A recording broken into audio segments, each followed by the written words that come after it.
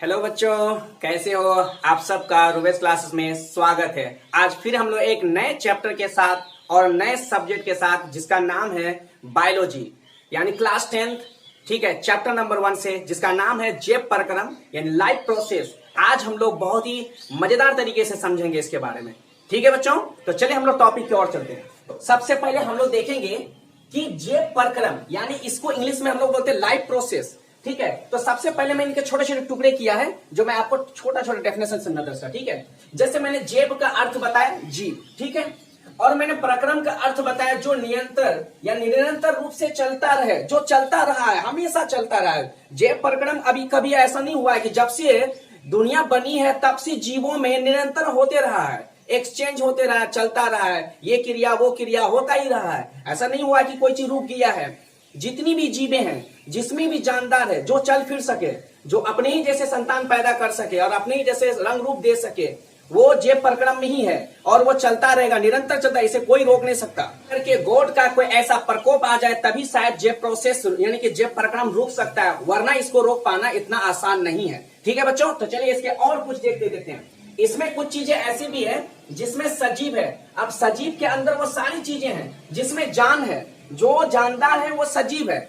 अब चाहे वो पेड़ पौधे हो, मनुष्य हो, कीड़े मकोड़े हो या रेंगने वाला कोई भी जंतु, कोई भी जीव जंतु, वो सभी के सभी क्या है? लिविंग है यानी सजीव है। ठीक है बच्चों, अब देख लीजिए, उसी तरह से एक और बात सीखना है, क्या है कि निर्जीव यानी नॉन लिविंग।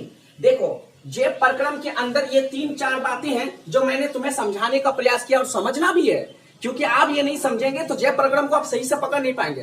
तो आपको जैव प्रक्रम को पकड़ने के लिए आपको इसकी सही जानकारी होनी चाहिए। ठीक है बच्चों, तो ये कहता है कि निर्जीव यानी नॉन लिविंग, आकाश, पहाड़, मकान, जमीन आदि, ये सभी क्या है? नॉन लिविंग है, इसमें जान नहीं है। ठीक है, ये बनाई गई है यानी कुदरत का बनाया हुआ, गॉड का बनाया हुआ ये गिफ्ट है जो लोगों के बीच में रखा गया। अब इसकी भी जरूरत है, तो इसकी जरूरत आगे पढ़ेंगे ज्योग्राफी में। फिलहाल हम लोग पढ़ते हैं बायोलॉजी में।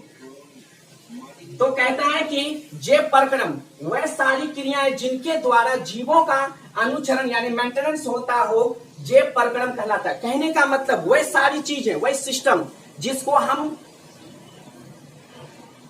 हम खाने पीने के चीजों में या अपने शरीर के टूटी फूटी वृद्धि करवाने के लिए या शरीर का संचालन करने के लिए या शरीर का मेंटेन करने के लिए, उसकी देखरेख करने के लिए, उनके बचाव के लिए ही हम लोग उसको यानी जितनी भी जीवें हैं उन सभी जीवों को पोषण की आवश्यकता होती है और पोषण ही हमारे जीवों को यानी हमारे शरीर को चलाता है। जितनी भी चीजें की कमी होती है वो पोषण ही पूरा करता है। इसीलिए मैंने इसके कुछ और डेफिनेशन बताए, यहाँ पर देख लीजिए। फिर मैंने क्या कहा कि जैव प्रक्रम कहलाता है जैविक प्रक्रियाओं को यानी जैविक प्रक्रियाओं के संचालन, वृद्धि। देखो क्या क्या है, सबसे पहले आपको समझना होगा, संचालन, वृद्धि, टूट फूट को रोकने के लिए जीवों को ऊर्जा की आवश्यकता होती है। ठीक है बच्चों, क्या क्या चीजों की जरूरत की आवश्यकता है? संचालन करने के लिए, जैव प्रक्रम को चलने के लिए संचालन, वृद्धि, टूट फूट को रोकने के लिए जीवों को ऊर्जा की आवश्यकता होती है। अब ऊर्जा चाहे जिस रूप में मिले, चाहे वो कार्बोहाइड्रेट से मिले या चावल से मिले, रोटी से मिले या फल से मिले या जिस तरह की ग़िज़ा से मिले, वो सारे क्या है यानी कि वो क्या कहलाता है? ऊर्जा कहलाता है। और ऊर्जा है तो हमारा शरीर संचालित करेगा, चलेगा, वरना हमारा शरीर कब तक? जब तक हमारे शरीर में सेल है तब तक जीवित रहेंगे। जब सेल खत्म, हमारी कहानी खत्म। जैव प्रोसेस का मतलब यही होता है, एक जाएगा दूसरा आएगा, एक जाएगा फिर दूसरा आएगा, जीवों का निरंतर चलता रहेगा, एक मरेगा दूसरे का जन्म होगा, बस यही कहानी है जैव प्रक्रम में। ठीक है बच्चों, अब आगे की बात सुनिए। और कहता है कि ऊर्जा प्राप्त करने के लिए खाद्य पदार्थों की जरूरत होती है। आप खाद्य पदार्थों में जितनी भी चीजें आ जाइए जिसे आप दैनिक जीवन में डेली यूज करते हो खाने के लिए, जितनी भी चीजें, अब वो खाद्य सामग्री में जो भी आता है, जो आप खाते हो, वो सभी के सभी चीजों से हमें ऊर्जा प्राप्त होती है। अब ऊर्जा की क्वांटिटी किसमें कितना होगा ये बात की बात है। फिलहाल तो हमें ऊर्जा प्राप्त खान पीन से ही होता है और उसी से हमारे शरीर का पोषण भी होता है, हमारे शरीर का शोषण भी होता है और उसी से हमारे शरीर का वहन भी होता है और उसी से उत्सर्जन भी होता है। ठीक है बच्चों, चलिए अब आगे की और चीज देखते हैं। फिर मैंने एक बात नोट डाउन में लिखा है कि नोट में बहुत ऐसे अच्छे बच्चे हैं जो बहुतों को पता है और बहुतों को पता नहीं भी है। ठीक है, जीवों का शरीर कोशिकाओं का बना होता है। ये बात हमेशा याद रखना बच्चों कि जीवों का जो शरीर जो होता है वो किसका बना होता है? कोशिकाओं का बना होता है।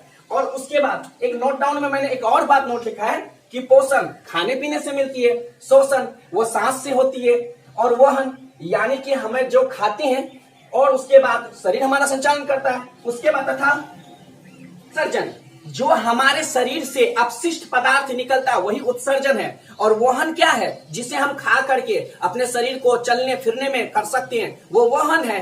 और उसके बाद शोषण, जो हम नाक से सांस लेते हैं तो उससे हमारे बॉडी का संचालन होता है, ठीक है। और पोषण, जिसे खा पी करके हमारे शरीर को मजबूती और एनर्जी ताकत प्राप्त होती है, ऊर्जा प्राप्त होती है, ठीक है। तो जेब परक्रम का ये सभी उदाहरण है।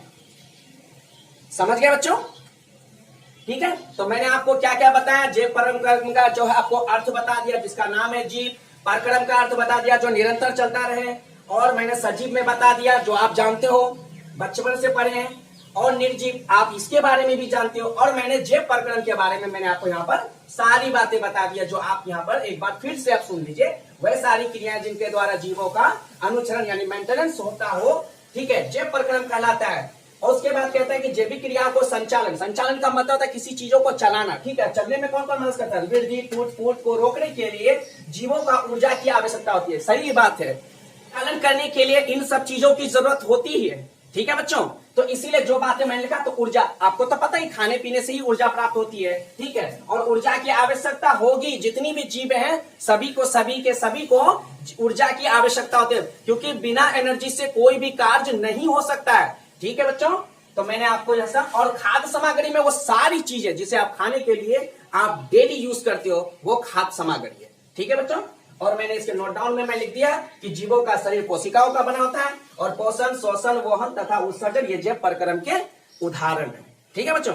तो चलिए आज के लिए इतना ही, ठीक है। अगर आप लोगों को वीडियो अच्छी लगी हो तो आप लोग वीडियो को सब्सक्राइब करें, लाइक करें और शेयर करें, और कमेंट में जरूर लिखें, ठीक है बच्चों। तो आप लोग वीडियो का स्क्रीनशॉट लें।